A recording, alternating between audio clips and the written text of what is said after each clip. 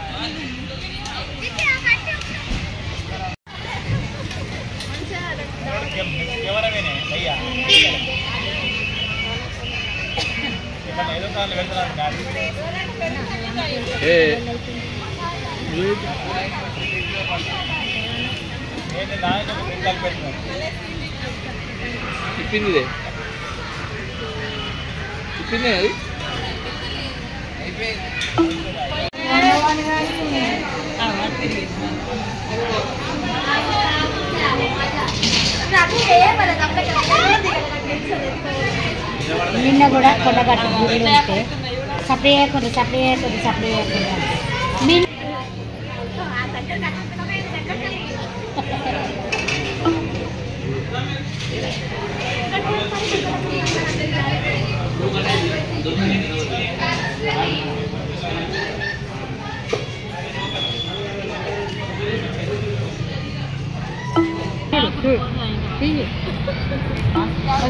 తీసుకోండి.